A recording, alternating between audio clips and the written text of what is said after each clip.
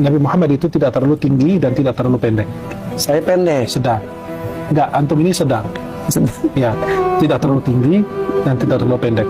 Nabi itu badannya bagus, postur tubuhnya bagus, menawan. Nabi SAW rambutnya tidak keriting dan tidak lurus, tidak keriting seperti orang Afrika dan tidak lurus seperti orang Indonesia. Itu sedang.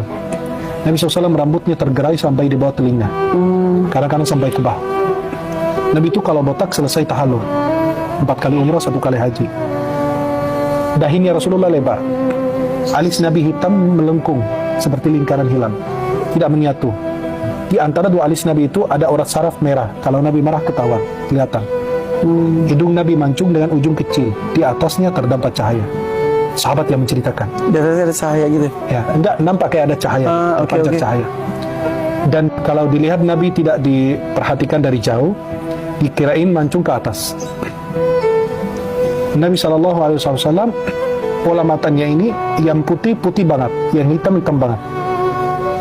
Bulu mata Rasulullah itu panjang, pipi Nabi lembut, jenggot Nabi lebat, mulut Nabi lebar. Lebar kenapa? Menunjukkan fasih berbicara. Kan orang makin kecil mulutnya susah ngomong, susah kedengaran, ini kayak kumur-kumur nggak jelas ngomong apa. Tapi kalau mulutnya makin besar, itu menunjukkan fasih berbicara. Nabi bergigi rapi, kayak embun. Ya.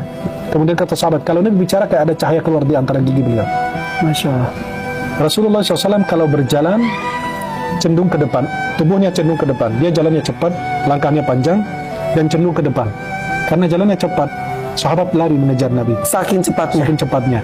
Akhirnya Nabi bilang, kalian di depan, aku di belakang. Nabi bersama orang yang sakit, orang sepuh, orang yang tua, sakit, lemah. Itu mereka berjalan di belakang Rasulullah. Kemudian Rasulullah SAW, kalau kita perhatikan beliau, dada sama perutnya rata. Dada sama perutnya rata. Itu menunjukkan Nabi itu olahraga. Artinya beliau itu sedang berjalan. Kemudian Nabi menggunakan cincin dari perak. Ini kayak gini bentuknya, kayak gini. Ada 3 garis cincin Nabi. Ada Muhammad seperti ini, ada Rasul, ada Allah. Oh ini juga ada Muhammad, Iya. Rasul, Allah. Kurang lebih seperti ini. Cincin yang digunakan Rasul. Sedikit. Jelas? Maka cincin Rasulullah itu dari perak. Itu 3 baris. Muhammad, Rasul, Allah.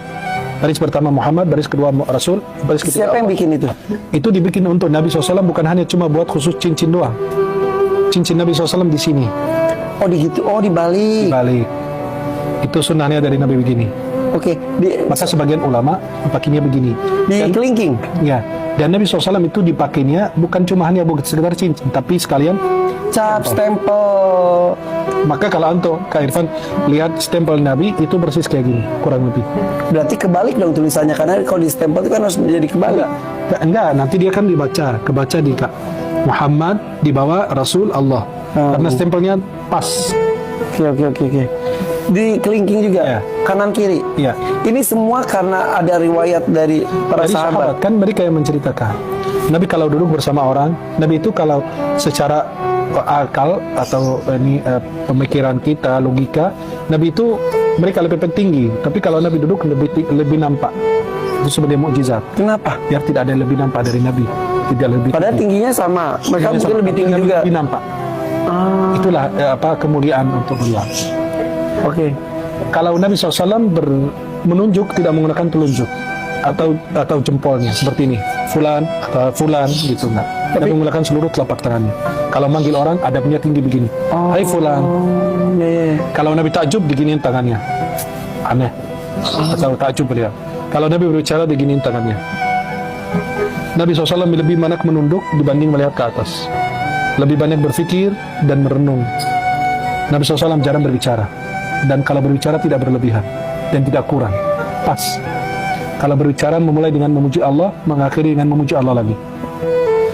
Nabi SAW kalau berbicara, sahabat duduk menundukkan kepala seperti ada burung di atas kepala mereka. Ada burung di atas kepala mereka. Jadi mereka diam semua. Bayangin kalau ada burung takut terbang, mereka menunduk semua. Kalau Nabi selesai, baru mereka boleh bicara.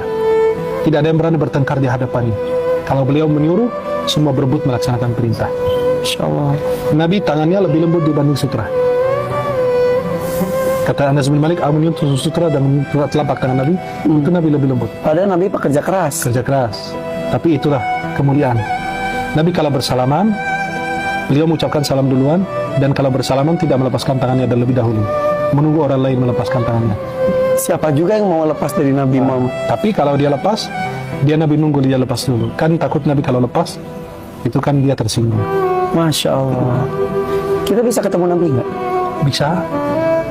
Pertama, dengan mencintainya, melaksanakan sunnahnya, mengerjakan sunnah-sunnahnya, kemudian menyebarkan hadis-hadisnya. Kemudian kelima, bisa dengan kita, kata ulama, membaca surat Inna anzalnahu fi lailatul qadr 21 kali dengan niat mimpi Rasulullah. Bisa mimpi. Bisa. Bisa membedakan mimpi ini Rasulullah SAW benar. Sesuai dengan yang saya gambarkan tadi. Maka ketika orang bercerita, saya tadi malam cerita mimpi Nabi, coba ceritakan ciri-cirinya gimana? Nabi tidak ada jenggotnya, berarti bukan. Karena sesuai dengan ciri-ciri yang kita jelaskan. Pernah? Ya, Tidak boleh ceritakan katanya. iya, lebih bagus disembunyikan.